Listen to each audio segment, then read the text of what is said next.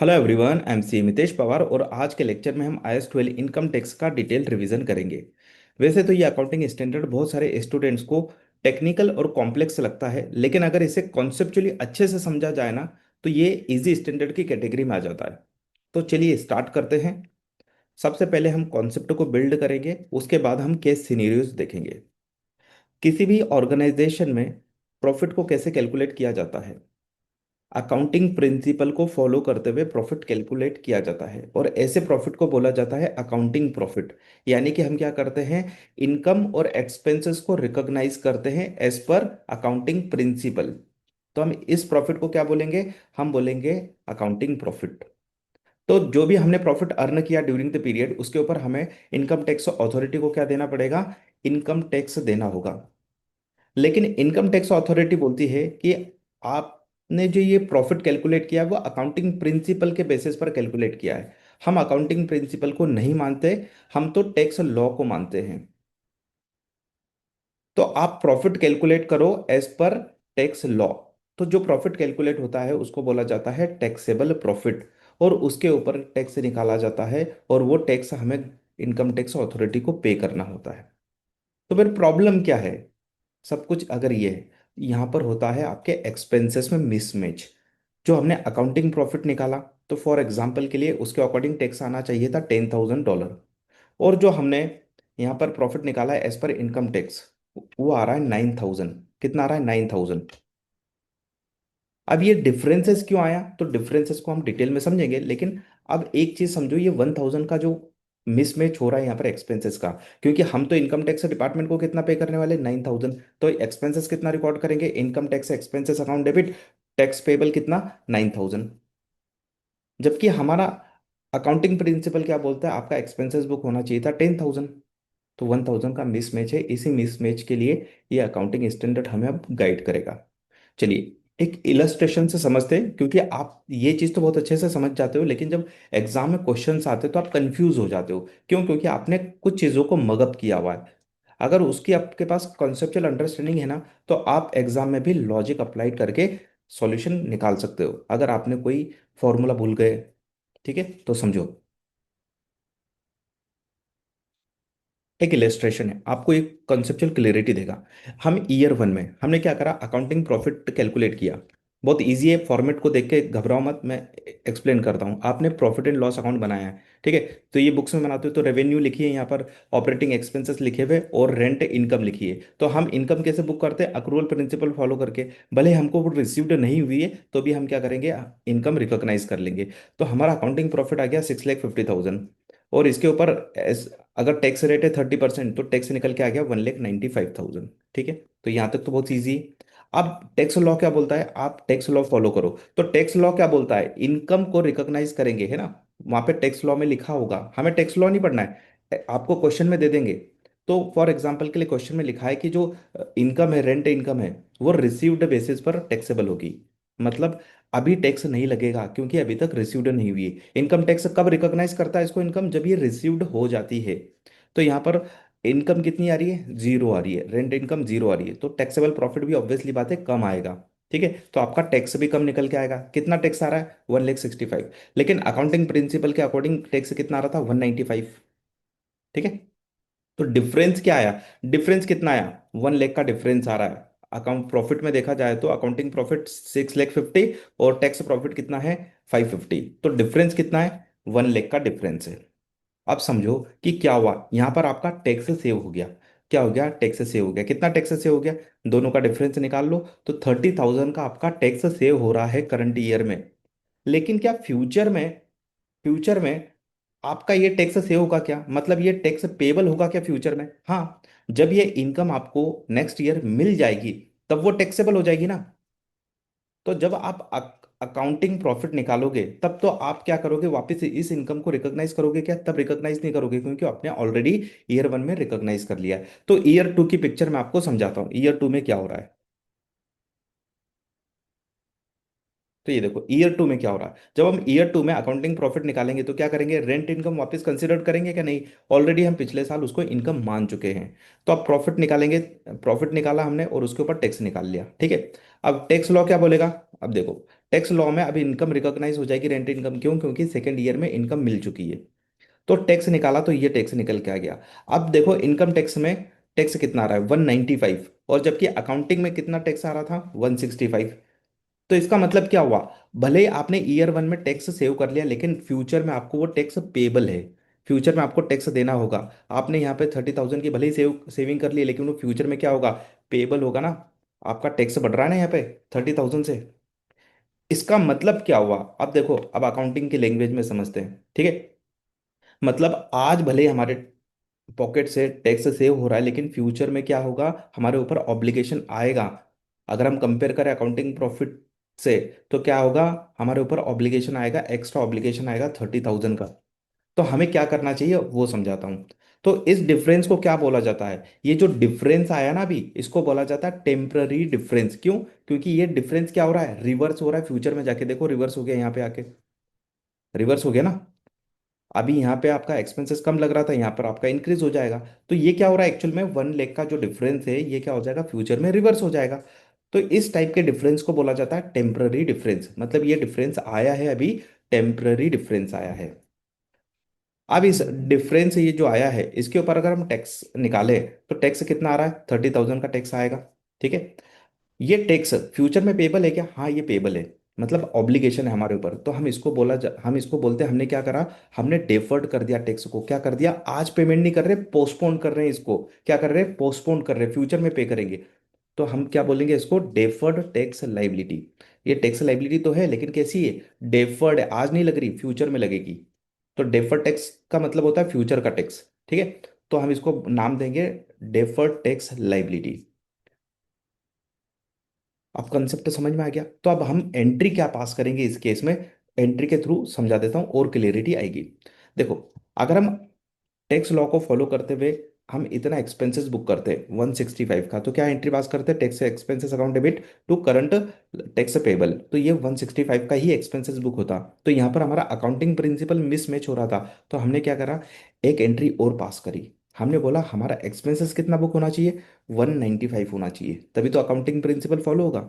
तो 195 बुक करने के लिए क्या करें, हमें यहाँ पे 30,000 का एक्स्ट्रा एक्सपेंसेस बुक करना होगा। चलो कर देते, एंट्री पास कर देता हूँ यही सेम। तो मैंने क्या करा, यहाँ पर टैक्स एक्सपेंसेस के नाम से एक 30,000 की एंट्री पास कर दी, है ना। टैक्स ऑन द डिफरेंस ये, क्रेडिट क्या करूँ? तो मुझे बताओ, क्या ये टैक्स आप अभी पे करोगे क्या? नहीं। ये जो 30,000 का टैक्स है ना, ये आप क्या कर रहे हो, डेफर्ड कर रहे हो, पोस्टपोन कर रहे हो। तो आप यहाँ पर क्या करोगे, डेफर्ड वर्ड लिखोगे, deferred, deferred tax liability. Liability है ना आपकी, इसलिए आपने लिखा। तो देखो, अब आपके P&L में एक्सपेंसेस कितना जाएगा, आप बताओ मुझे, एक्सपेंसेस कितना जाएगा स्टेटमेंट ऑफ प्रॉफिट और लॉस में। तो देखो, एक तो आपने ये 165 की एंट्री पास करी, एक 30,000 की ये करी, है ना। चलो, तो 195 आपका SPL में जाएगा। क्या अकाउंटिंग प्रिंसिपल मैच हो रहा है? यस। ठीक है। आई होप आपको ये क्लियर हो गया होगा ना?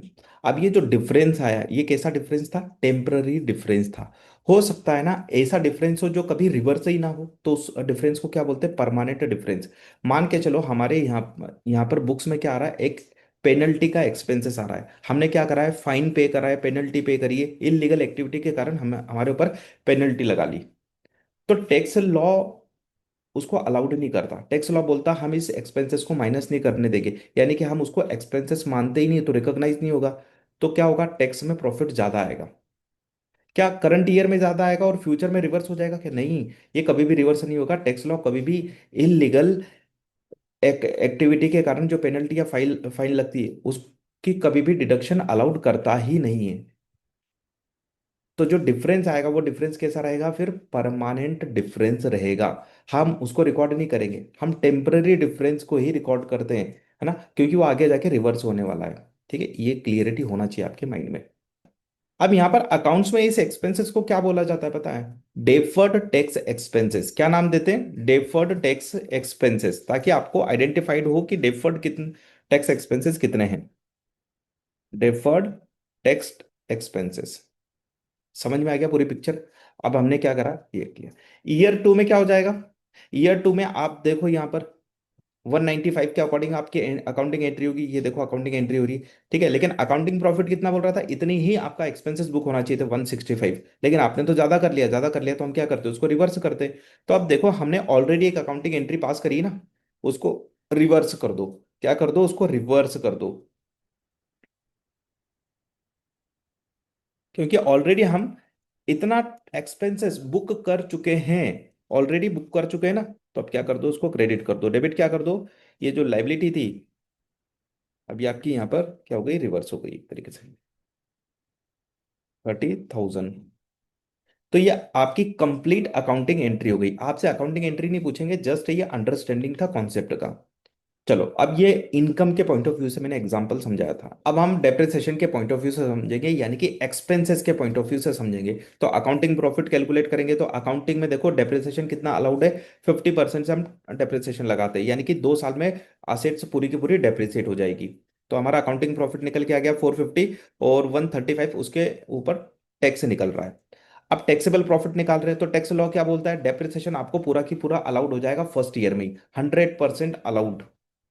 तो यहाँ पे डेप्रिसिएशन पूरा 100% अलाउड हो जाएगा। तो क्या फ्यूचर में यानी कि नेक्स्ट ईयर में क्या डेप्रिसिएशन अलाउड होगा क्या टैक्सेबल प्रॉफिट कैलकुलेट करने में, नहीं। क्यों, क्योंकि पूरा की पूरा टैक्स एक्सपेंसेस यहीं पर अलाउड हो गया। तो यहाँ पर कितना टैक्स एक्सपेंसेस है, 2 लाख। तो अकाउंटिंग प्रॉफिट में भी कितना डिफरेंस आएगा, देखो इन दोनों का डिफरेंस ही तो आएगा, 1 लाख का डिफरेंस आएगा। तो देखो टैक्सेबल प्रॉफिट निकला 350, अकाउंटिंग प्रॉफिट है 450, तो डिफरेंस निकाल लिया हमने 1 लाख का।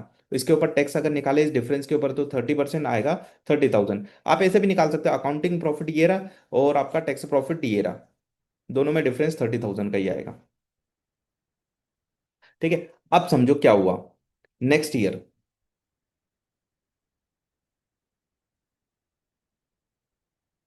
नेक्स्ट ईयर देखो, नेक्स्ट ईयर जब हम अकाउंटिंग प्रॉफिट निकालेंगे तो हम नेक्स्ट ईयर भी क्या लगाएंगे, 50% लगाएंगे ना, रिमेनिंग डेप्रिसिएशन लगाएंगे यहाँ पर 1 लाख। लेकिन यहाँ पर जब टैक्स प्रॉफिट निकालेंगे, टैक्सेबल प्रॉफिट निकालेंगे तो वहां पर जीरो डेप्रिसिएशन आएगा, एक्सपेंसेस आएगा ही नहीं। इसकी वजह से क्या होगा, यहाँ पर आपका प्रॉफिट इंक्रीज हो जाएगा। अगर एक्सपेंसेस बुक नहीं करोगे तो प्रॉफिट, क्योंकि एक्सपेंसेस है ही नहीं ना यहाँ पर, क्योंकि पूरा की पूरा एक्सपेंसेस यहाँ पर बुक हो गया था। तो यहाँ पर प्रॉफिट कितना आ रहा है, 550, यहाँ पर कितना आ रहा है, 450। यानी कि सेकेंड ईयर में जाके आपका टैक्सेबल प्रॉफिट इंक्रीज हो जाएगा। तो अगेन अभी हमने जस्ट कंसेप्ट समझा, ये डिफरेंस जो आया है फ्यूचर में जाके रिवर्स हो रहा है, क्या हो रहा है, रिवर्स हो रहा है। तो ये डिफरेंस कैसा डिफरेंस है, टेम्पररी डिफरेंस। जो डिफरेंस फ्यूचर में जाके रिवर्स होता है उसको बोलते हैं हम टेम्पररी डिफरेंस। ठीक है, अब इससे क्या इम्पैक्ट आएगा, इम्पैक्ट क्या आएगा, हमारे ऊपर टैक्स लाइबिलिटी आएगी। क्या आएगी, टैक्स लाइबिलिटी आएगी।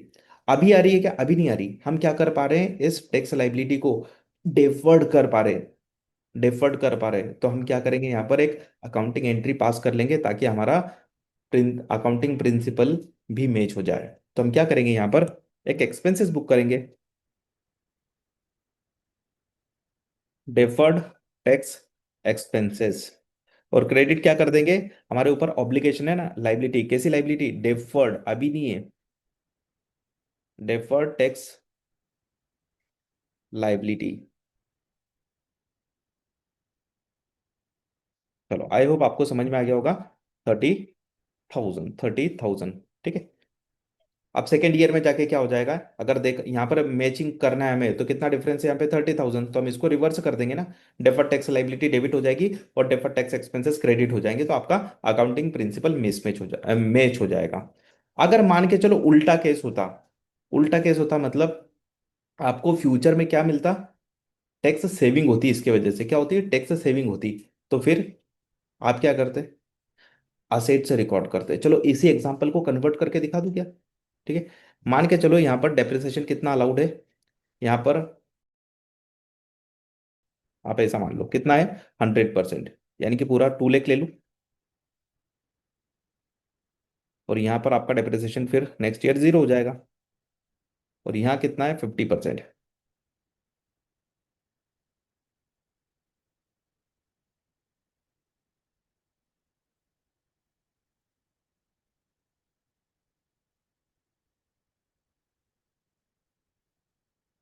देखो रिवर्स कर दिया मैंने सिचुएशन।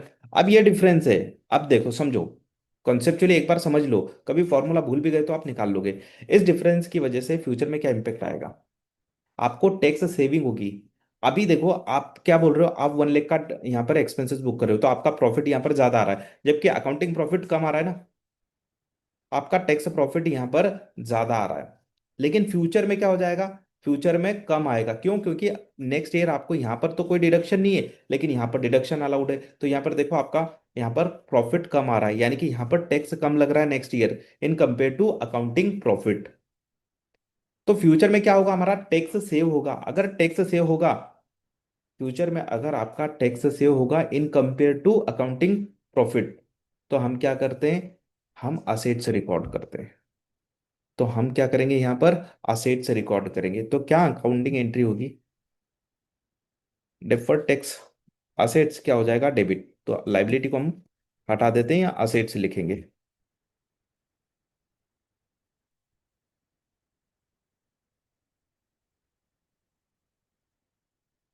और यहाँ पर क्या करें, एक्सपेंसेस डेबिट क्रेडिट कर देंगे। क्या एक्सपेंसेस लिखें यहाँ पर, वही डेफर्ड टैक्स एक्सपेंसेस।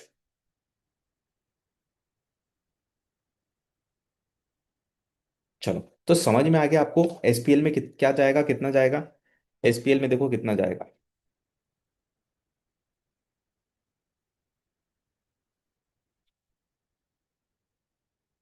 दिस, ये क्रेडिट है ना तो माइनस हो जाएगा ये। तो 105 आपका tax expenses P and L में जाने वाला है। और जाना भी चाहिए था देखो, एज पर अकाउंटिंग प्रिंसिपल। तो हम अपनी बुक्स को क्या कर रहे हैं, एक तरीके से रिकंसाइल कर रहे हैं इस अकाउंटिंग एंट्री के थ्रू। क्या कर रहे हैं, रिकंसाइल कर रहे हैं। आई होप आपको ये भी समझ में आ गया। ठीक है, तो मैंने आपको दोनों तरीके से समझा दिया है ना, डिफरेंस को दोनों वे में आपको समझा दिया, डेफर्ड असेट्स के पॉइंट ऑफ व्यू से और डेफर्ड टैक्स लाइबिलिटी के पॉइंट ऑफ व्यू से। ठीक है, अब टेक्निकल लैंग्वेज में अगर मैं आपको समझाऊं तो इस डिफरेंस को क्या बोलते हैं, और ये पूछा भी जाएगा एग्जाम में। तो फिर आप वहां पे कंफ्यूज मत होना, मैंने यहाँ पर एग्जाम्पल लिया हुआ है। तो देखो, फ्यूचर में क्या होगा आपका, लिखा भी है यहाँ पे। अगर फ्यूचर में आपका टैक्स पेबल आएगा, क्या आएगा, टैक्स पेबल आएगा इस डिफरेंस की वजह से, तो इस डिफरेंस को बोला जाता है टैक्सेबल टेम्पररी डिफरेंस, है ना। क्या होगा, टैक्सेबल टेम्पररी डिफरेंस। और इस केस में हम क्या करते हैं, डीटीएल क्रिएट करते हैं, यानी कि डेफर्ड टैक्स लाइबिलिटी क्रिएट करते हैं। अगर मान के चलो फ्यूचर में टैक्स सेव होगा तो फिर क्या होगा, फ्यूचर में अगर टैक्स सेव होगा तो इसी को हम क्या बोलते हैं, deductible temporary difference. Temporary difference तो है, लेकिन ये कैसा है, डिडक्टेबल, यानी कि फ्यूचर में हमें टैक्स में क्या मिल जाएगी, डिडक्शन मिल जाएगी, एक्सपेंस डिडक्ट करने के लिए दिया जाएगा। तो हमारा टैक्स सेव हो जाएगा फ्यूचर में। ठीक है, तो हम क्या क्रिएट करते हैं, डीटीए, डेफर्ड टैक्स असेट्स, है ना, because tax will be save in the future. चलो, आई होप आपको ये कॉन्सेप्चुअल अंडरस्टैंडिंग आ गई होगी। अब आते हैं हम पीडीएफ पर। अब आपको पीडीएफ बहुत आसान लगेगी और आपके माइंड में है ना कॉन्सेप्ट बैठ गया होगा। तो देखो क्या क्या पढ़ा हमने, अकाउंटिंग प्रॉफिट क्या होता है, accounting profit is a profit as per IFRS. Taxable profit क्या होता है, taxable profit is the profit as per tax law. अब करंट टैक्स क्या है और डेफर्ड टैक्स क्या है, डेफर्ड टैक्स भी मैंने आपको समझा दिया। Deferred tax is the tax of the future year. Current tax क्या है, जो हम यहाँ पर करंट ये निकाल रहे थे, ये क्या है हमारा, ये करंट टैक्स। इसलिए देखो मैंने यहाँ लिखा भी था, क्या लिखा था,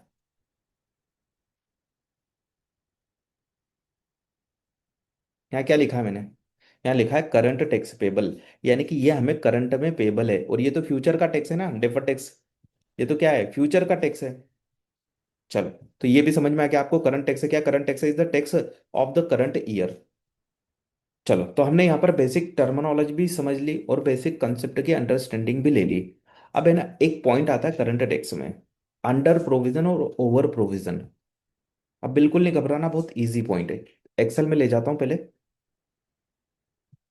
अब यहाँ पर ये जो एक्सपेंसेस है ना, इसको पता है क्या बोलते हैं, इसको बोला जाता है करंट टैक्स एक्सपेंसेस। क्या बोलते हैं हम, हमने लिखा तो जरूर है यहाँ पर टैक्स एक्सपेंसेस, लेकिन कौन सा एक्सपेंसेस है ये, करंट टैक्स एक्सपेंसेस। ऐसा क्यों लिखते हैं, क्योंकि डेफर्ड टैक्स एक्सपेंसेस यहाँ पर नाम दिया, तो ये आइडेंटिफाइड होना चाहिए ना कि ये कब का टैक्स है, करंट का टैक्स है। तो मैं यहाँ लिख देता हूँ,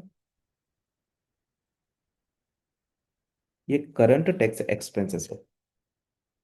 तो जब आप एसपीएल बनाते हो तो एसपीएल में क्या दिखाते हो, ऐसे दिखाते हो आप एसपीएल में।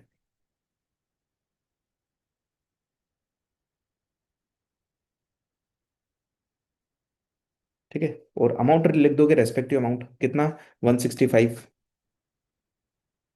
और यहाँ पर 30,000, और इसका टोटल आ जाता है आउटर कॉलम में आपका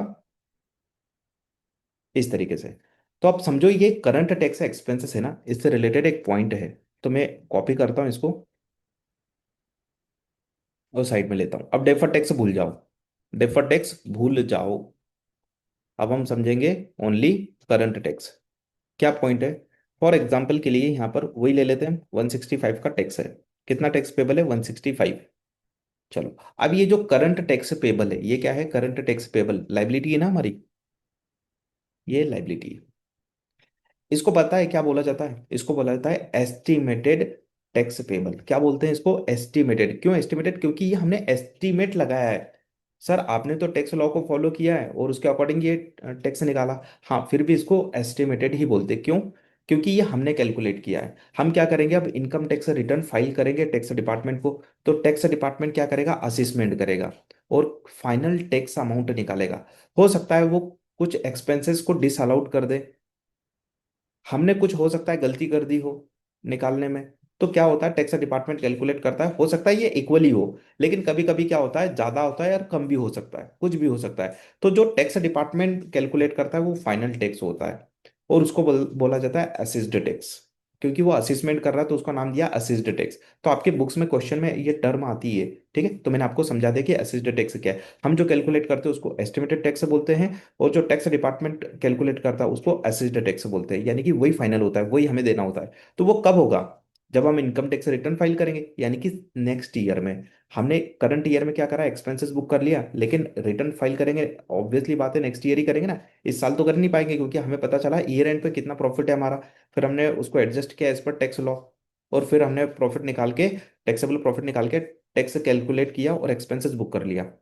तो सेकेंड ईयर में हमें पता चल रहा है, क्या पता चल रहा है कि टैक्स कितना देना है। टैक्स पेबल कितना है? टैक्स पेबल है 180। कितना है? 180 पे करना है।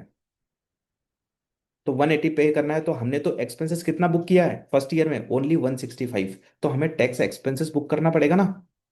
तो कितना टैक्स एक्सपेंसेस बुक करें, क्योंकि हमें तो गवर्नमेंट को पूरा 180 देना है। तो हम यहाँ पर एंट्री पास करेंगे 15,000 से, ना 15,000 का डिफरेंस है। और क्या करेंगे? करंट टैक्स लाइव पेबल, क्या बोलेंगे? करंट टैक्स पेबल बोलेंगे। आप बताओ मुझे, आपका करंट टैक्स पेबल का बैलेंस कितना आ गया? जैसे ही अकाउंटिंग एंट्री पास कर दी आपने, तो आपका पेबल में बैलेंस कितना आ गया? 165 प्लस 15,000। ये आपका करंट टैक्स पेबल आ गया। और आप क्या कर दोगे? इसको पेमेंट कर दोगे गवर्नमेंट को। तो डेबिट इसको करोगे और क्रेडिट बैंक कर दोगे। ठीक है, समझ में आ गया क्या हो रहा है? लेकिन आपने ये जो टैक्स निकाला ना, इसको यहाँ पर नाम दिया जाता है। क्या नाम देते हैं इसको? Under provision. आपने क्या करा था? अंडर एस्टिमेट किया था ना। आपने तो 165 ही किया था, जबकि है कितना? 180 है। तो आपने 15,000 और बुक कर दिया, तो इसको क्या बोलते हैं हम? Under provision. अब अगर उल्टा केस होता तो, उल्टा केस होता तो, जैसे एग्जाम्पल के लिए समझो, उल्टा केस होता तो कुछ नहीं, ओवर प्रोविजन बोलते फिर।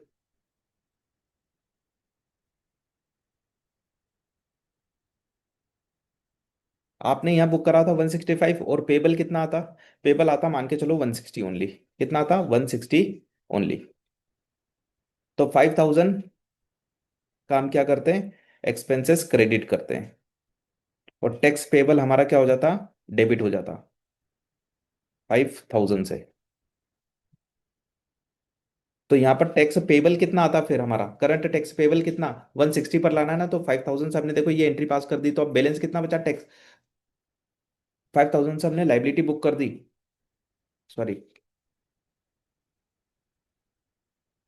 165 हमने पिछले साल लाइबिलिटी बुक करी थी, 5,000 की लाइबिलिटी डेबिट कर दी। तो क्या हुआ? लाइबिलिटी कम हो गई। ये देखो, और इतना ही हम पेमेंट करने वाले हैं।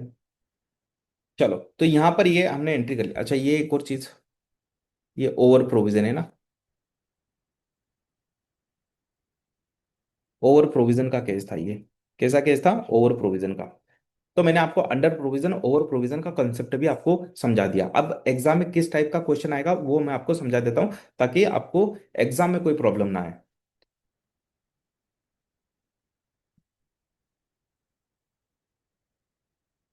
देखो एग्जाम में ना ये टर्मिनोलॉजी आती है, क्या लिखा है आपको, देखो क्वेश्चन में टैक्सेशन डेबिट बैलेंस, आपको ट्रायल बैलेंस का एक्सट्रैक्ट दिया जाएगा और वहां पर टैक्सेशन बैलेंस दे देंगे और साइड में लिख देंगे ये डेबिट बैलेंस है।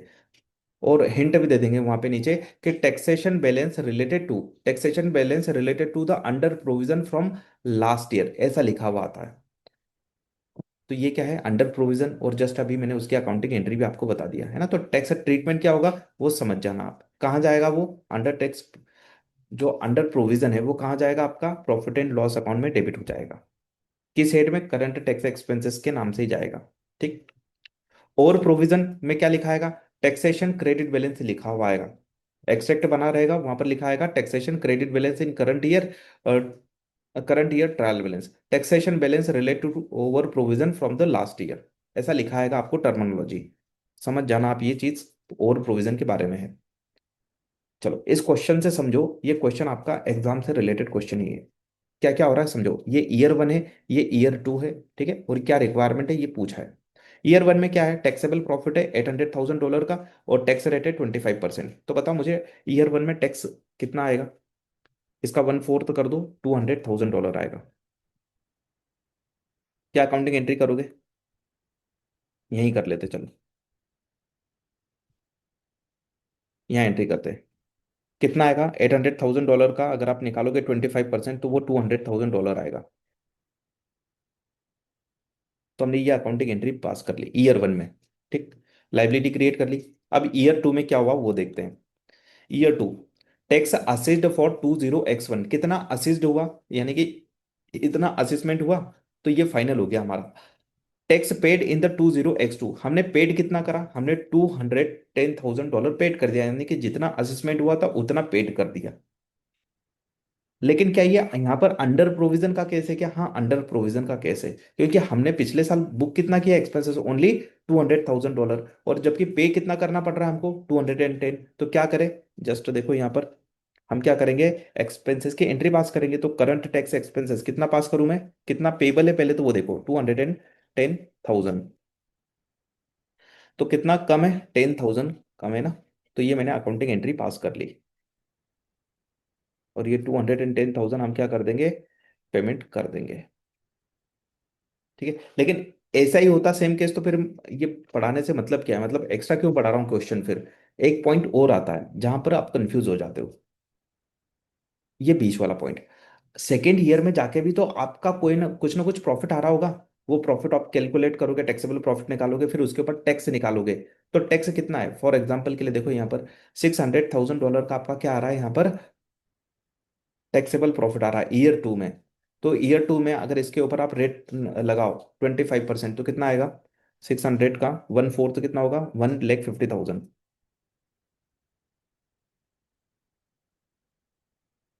Multiplied by 25%। तो देखो ये आ गया ईयर टू में। ये भी तो क्या है, एक्सपेंसेस है ना, हमें एक्सपेंसेस रिकॉर्ड करना पड़ेगा ना, इसको भी क्या एंट्री पास करेंगे, अकाउंटिंग एंट्री तो सेम यही पास होगी, डेबिट और ये क्रेडिट, दैट्स इट। ये अकाउंटिंग एंट्री हो गई इस टैक्स की भी। तो आप मुझे बताओ एसपीएल जब आप बनाओगे, स्टेटमेंट ऑफ प्रॉफिट और लॉस, तो उसमें कितना एक्सपेंसेस ले जाओगे और किस नाम से ले जाओगे। सर यहाँ पर दो चीजें जाती है, करंट टैक्स एक्सपेंसेस। ठीक है, तो कैसे लिखोगे, तो आपका ये जो करंट है, ये करंट ईयर का जो प्रॉफिट था वो कितना था, 150। मतलब ये किससे रिलेटेड है, करंट ईयर के प्रॉफिट से, तो मैं लिख दूं करंट ईयर प्रॉफिट से रिलेटेड इतना एक्सपेंसेस है। और आपका जो अंडर प्रोविजन है वो कितना है, अंडर प्रोविजन वो कितना था, वो था 10,000। ये देखो ना, ये आपने ईयर टू की एंट्रिया कर रहे हो ये, बस आउटर कॉलम में आप लिख देना 1,60,000। ऑब्वियसली बात है ना, ये भी आपने डेबिट करा, ये एक्सपेंसेस भी आपने डेबिट करा हुआ है। तो आपका यहाँ पर कितना गया, 1,50,000, सॉरी कितना गया, टोटल 160 गया। तो सर ये तो बहुत इजी था ना, इसमें क्या नई बात है, अब समझो। यहाँ पर आपकी जब लाइबिलिटी निकालेंगे तो लाइबिलिटी कितनी दिखाओगे, स्टेटमेंट ऑफ फाइनेंशियल पोजीशन, बताओ मुझे लाइबिलिटी कितनी है। लाइबिलिटी में लिखोगे ना आप, current tax liability statement of financial position में, तो लाइबिलिटी कितनी लिखोगे? लाइबिलिटी लिखना ओनली 1,50,000 करंट ईयर से रिलेटेड। क्यों? क्योंकि जो लास्ट ईयर की लाइबिलिटी थी वो आपने पूरी की पूरी पे कर दी ना। आपने जो असिस्ड टैक्स था वो पूरा की पूरा पे कर दिया। देखो आपने अकाउंटिंग एंट्री पास करी थी ना बैंक से, ये देखो पूरा की पूरा आप पेमेंट कर रहे हो। तो कुछ लाइबिलिटी बची क्या पिछले साल वाली? कुछ नहीं बची, पूरी जीरो हो गई। तो अगर आप इस दिन करंट टैक्स पेबल निकालोगे, इस दिन बैलेंस देखोगे, लेजर बैलेंस देखोगे तो कितना आएगा? देखो रिकंसाइल करो, रिकंसाइल करो आपका बैलेंस कितना हो गया था। पिछले साल आपने कितना बुक किया था? अगर आप लेजर अकाउंट बनाओगे तो देखो, एक तो आपने ये बुक किया पिछले साल ये पेबल, उसके बाद आपने एक अकाउंटिंग एंट्री पास करी यहाँ पे देखो पेबल के नाम से, मैं ऐड कर रहा हूँ इसको। फिर आपने क्या करा और बनाया क्या? ये करंट ईयर का।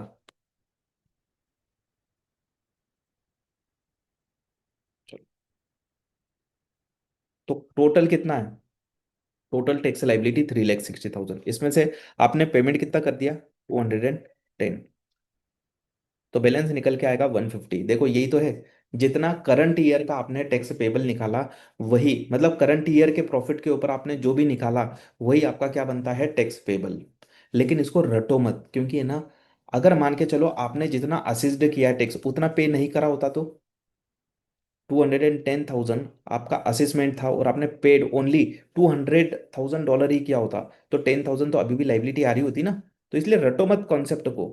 लेकिन जनरली आप क्वेश्चन देखोगे एफआर लेवल पर तो वो क्या आएगा? जो करंट ईयर का जो टैक्स था उसके ऊपर जितना भी टैक्स आ रहा था वही आपका लाइबिलिटी में आएगा। ठीक। और ये लाइबिलिटी जब आप निकालते हो तो इसको हम क्या बोलते हैं? Current tax liability. क्यों? क्योंकि ये पेबल होती है with in a 12 month.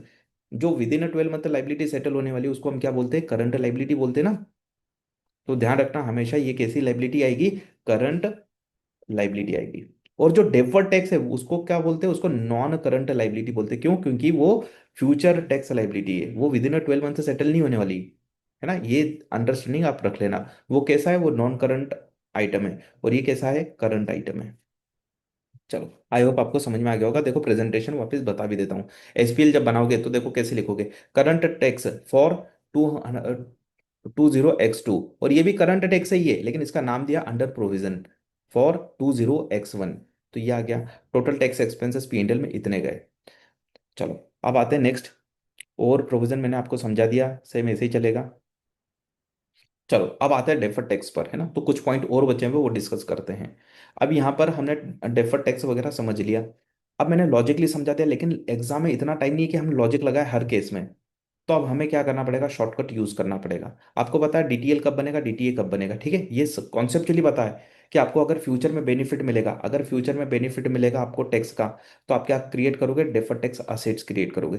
Future में टैक्स पेबल आएगा तो आप क्या करोगे? डीटीएल क्रिएट करोगे। ये तो समझ में आ गया आपको। अब जो टेम्पररी डिफरेंस है उसको नाम दिया था हमने। क्या नाम दिया था? अगर फ्यूचर में आपके ऊपर टैक्स पेबल आने वाला है तो ये जो टेम्पररी डिफरेंस है इसको बोलते हैं हम टैक्सेबल टेम्पररी डिफरेंस। अगर फ्यूचर में आपको डिडक्शन मिलेगी, यानी कि आपको टैक्स बेनिफिट मिलेंगे, टैक्स सेव होंगे आपके फ्यूचर में, तो फ्यूचर में डिडक्शन मिलेगी, इसलिए इस डिफरेंस को नाम क्या दिया? डिडक्टेबल टेम्पररी डिफरेंस नाम दिया। क्लियर है यहाँ तक तो? अब बात करते हैं एग्जाम में क्विक डिसीजन कैसे लेंगे। तो एग्जाम में इनकम एक्सपेंसेस अप्रोच नहीं चलती, वहां अप्रोच चलती है balance sheet approach. Balance sheet approach मतलब हम यहाँ पर है ना, जो लाइबिलिटी और असेट्स है उसके कैरिंग अमाउंट के बेसिस पर डिसीजन लेते हैं। हम बुक्स में देखते हैं कि कैरिंग अमाउंट कितना है, और टैक्स लॉ के अकॉर्डिंग अगर हम कैरिंग अमाउंट निकाले तो वो कितना है। तो जो टैक्स लॉ के अकॉर्डिंग हम निकालते हैं उसको बोला जाता है टैक्स बेस। क्या बोलते हैं उसको? Tax base. तो हम दो चीजों का कंपेयर करते हैं। हमारे बुक्स में जो असेट्स और लाइबिलिटी की कैरिंग अमाउंट आ रही है, असेट्स और लाइबिलिटी की जो कैरिंग अमाउंट आ रही है उसको कंपेयर करते हैं टैक्स बेस के साथ में। अब ये टैक्स बेस कैसे कैलकुलेट करते हैं? वैसे तो एग्जाम में आपके दे देते हैं, फिर भी मैं आपको बता देता हूँ। टैक्स बेस असेट्स केस में बड़ा सिंपल सा है।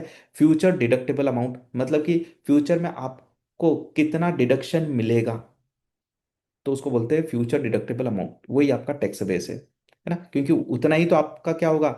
एक्सपेंसेस अलाउड होगा। लाइबिलिटी का कैसे निकालोगे? कैरिंग अमाउंट हमारे बुक्स में क्या आ रही है उसमें से आप माइनस कर लो फ्यूचर डिडक्टेबल अमाउंट। अब आपने टैक्स बेस निकाल लिया। टैक्स बेस निकालने के बाद आप क्या करोगे? कंपेयर करोगे। तो कंपैरिजन में कैसे डिसीजन लोगे? बड़ा ही इजी काम है, समझो। इफ केयरिंग अमाउंट, असेट्स के केस में देखो, असेट्स का समझ लो, लाइबिलिटी का जस्ट उल्टा है, दैट्स इट। असेट्स का समझ लो only. If carrying amount of assets, books में जो कैरिंग अमाउंट है वो 10,000 है, और जो टैक्स बेस निकल के आ रहा है वो 9,000 है। इसका मतलब है बुक्स में हम क्या बोल रहे हैं, 10,000 का एक्सपेंसेस रिकॉर्ड करेंगे, लेकिन टैक्स बेस यानी कि वो तो 9,000 का ही ना, यानी कि इनकम टैक्स हमें कितनी डिडक्शन देगा, मैक्सिमम 9,000। तो ऑब्वियसली ये फ्यूचर में क्या हमें टैक्स बेनिफिट मिलेंगे, नहीं, हमारे लाइबिलिटी इंक्रीज होगी, जबकि in compare to tax law, in compare to accounting profit, हम कितना एक्सपेंसेस रिकॉर्ड करेंगे अपनी बुक्स में, 10,000 फ्यूचर में, और टैक्स डिपार्टमेंट हमें कितना एक्सपेंसेस अलाउड करेगा, ओनली 9,000 का। तो फ्यूचर में क्या आएगा हमारे ऊपर, टैक्स पेबल आएगा, पेबल आएगा तो लाइबिलिटी, है ना, कॉन्सेप्ट समझा दिया मैंने। देखो, क्विक डिसीजन लेना है, कैरिंग अमाउंट अगर ज्यादा है, असेट्स की कैरिंग अमाउंट ज्यादा है टैक्स बेस से, तो क्या बनेगा, डीटीएल बनेगा। अगर कैरिंग अमाउंट कम है तो क्या बनेगा, जस्ट अपोजिट, डीटीए बन जाएगा। क्यों, क्योंकि देखो, हम एग्जांपल के लिए बुक्स में कैरिंग अमाउंट कितना है, 8,000, कितना है 8,000, जबकि टैक्स बेस कितना है 12,000, यानी कि 12,000 की हमें डिडक्शन मिलेगी फ्यूचर में। जबकि हम कितना बोल रहे हैं, हम 8,000 ही एक्सपेंसेस रिकॉर्ड करेंगे बुक्स में, तो यानी कि 4,000 का एक्स्ट्रा डिडक्शन मिलेगा फ्यूचर में, यानी कि बेनिफिट है, बेनिफिट है मतलब डीटीए, डेफर्ड टैक्स असेट्स। चलो, लाइबिलिटी के केस में क्या करोगे, लाइबिलिटी के केस में जस्ट अपोजिट है, if carrying amount more than, अगर कैरिंग अमाउंट ज्यादा है, कैरिंग अमाउंट ज्यादा है तो क्या बना लेना आप, डीटीए बनाना, क्या बनाना, डीटीए, जस्ट इसका अपोजिट, है ना। और अगर कैरिंग अमाउंट कम है तो फिर उस केस में क्या बनेगा, डीटीएल बनेगा लाइबिलिटी के लिए। तो लाइबिलिटी वाला याद रखने की जरूरत नहीं है, आप सीधे असेट्स के पॉइंट ऑफ व्यू से सोचो, असेट्स के केस में सोच लो, जस्ट उसका उल्टा कर देना। चलो, अब डीटी और डीटीएल से रिलेटेड आपके सामने बहुत सारे अब केस सिनेरियोज आएंगे, उसके थ्रू अगर आप समझोगे तो और आपको क्लियरिटी मिलेगी। मैंने वहां पर रीजन भी लिखा हुआ है कि हम क्यों डीटीए डीटीएल क्रिएट कर रहे हैं। चलिए आगे बढ़ते हैं, ये मैंने समझा दिया सब कुछ आपको। मेजरमेंट, अच्छा, एक रिकॉग्निशन प्रिंसिपल समझ लो। रिकॉग्निशन कब करना है, मतलब डीटीएल कब रिकॉर्ड करोगे, डीटीएल ऑलवेज रिकॉर्ड होगा, जैसे हमने हमने देखा, तो डीटीएल हम तो रिकॉर्ड कर लेंगे, कोई कंडीशन नहीं है यहाँ पर ना, deferred tax liabilities always recognised करेंगे ही करेंगे। लेकिन डीटीए क्रिएट करने से पहले एक बार सोच लेना, क्या आपको फ्यूचर में टैक्सेबल प्रॉफिट होगा क्या, होगा तभी आप डीटीए रिकॉर्ड करना, अदरवाइज मत करना। सर हमें नहीं पता ना फ्यूचर में होगा या नहीं, हाँ तो प्रोबेबल, आपको क्या देखना है, प्रोबेबिलिटी देखना है, एस्टिमेशन लगाना कि होगा या नहीं होगा। तो क्या लिखा देखो, deferred tax assets is recognised only if future profit are probable. आप अकाउंटिंग एंट्री तभी करना डीटीए की जब आपको लगता हो कि फ्यूचर में क्या हो, आपको टैक्सेबल प्रॉफिट होने वाले हो, तभी करना आप। तो प्रैक्टिकल क्वेश्चन नहीं पूछा जाएगा आपसे, आपसे एग्जाम में इसकी एमसीक्यू पूछ लेंगे, थ्योरी पूछ लेंगे, दैट्स इट। चलो, अब प्रेजेंटेशन कैसे करना है मैंने आपको बता दिया, deferred tax assets, deferred tax assets हो या डेफर्ड टैक्स लाइबिलिटी हो, ये क्या है, आपके नॉन करंट आइटम है। और जो आपका करंट टैक्स पेबल है वो क्या आपका करंट लाइबिलिटी होता है। क्यों, क्योंकि उसको विद इन 12 मंथ आपको सेटल करना होता है, और ये विद इन आप 12 मंथ आपको सेटल नहीं करना होता, इसलिए ये क्या है, नॉन करंट आइटम है। तो देखो, deferred tax assets non current assets, deferred tax liability non current liability, deferred tax is always non current. चलो, प्रेजेंटेशन समझ में आ गया, ऑफसेटिंग का एक पॉइंट समझ लो।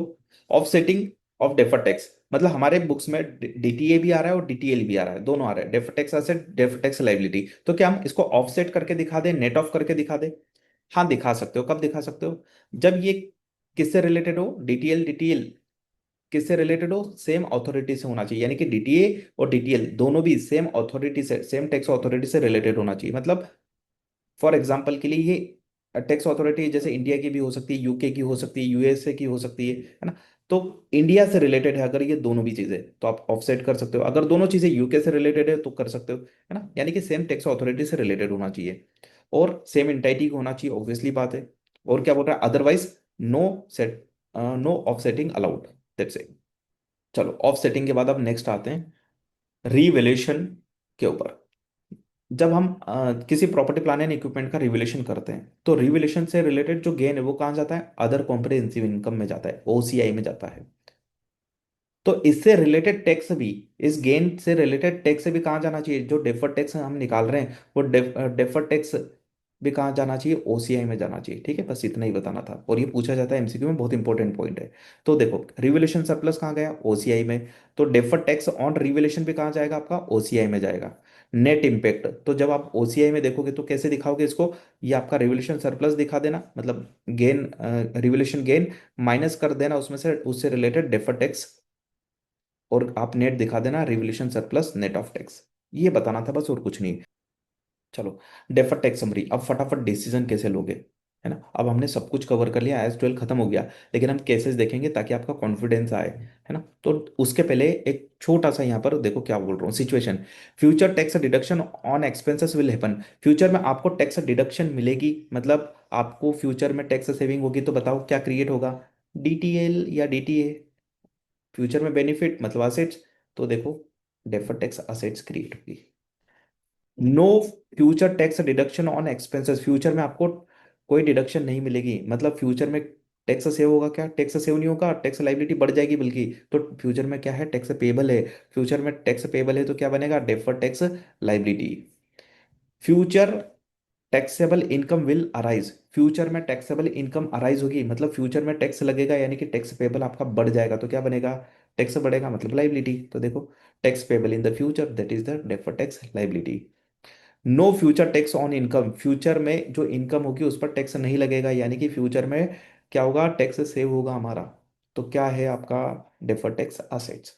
तो इस तरीके से आप सोचोगे तो आपका काम आसान हो जाएगा। चलो नेक्स्ट है केसेस और सिचुएशन। अब यहाँ से आपका जो कंसेप्ट हमने पढ़ा है उसका प्रैक्टिकल एप्लीकेशन है, ठीक है, कि डीटीए बनेगा या डीटीएल बनेगा, यहाँ से समझ में आएगा आपको। ये पता है, समरी आपके जितने भी क्वेश्चंस है ना उनकी एक समरी है, असेट्स लाइबिलिटी इनकम एक्सपेंसेस से रिलेटेड समरी एक तरीके से। ये आप इतना पढ़ लोगे तो आपको मल्टीपल क्वेश्चन करने की जरूरत नहीं पड़ेगी डीटीओ और डीटीएल आइडेंटिफाइड करने में।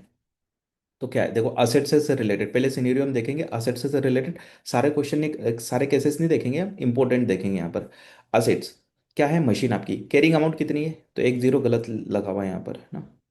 तो ये कितना है, कैरिंग अमाउंट कितना है, बुक्स में मशीन का कैरिंग अमाउंट है $500,000, और टैक्स बेस कितना है उसका, $350,000, यानी कि डिफरेंस कितना है इन दोनों के बीच में, 150,000 का डिफरेंस है। अब इस डिफरेंस को हम क्या बोल रहे हैं यहाँ पर, टेम्पररी डिफरेंस है, ये कैसा है, टेम्पररी डिफरेंस है। हम जितने भी यहाँ पर केस पढ़ रहे हैं वो टेम्पररी डिफरेंस के, ठीक है, क्योंकि यही एग्जाम में आएगा।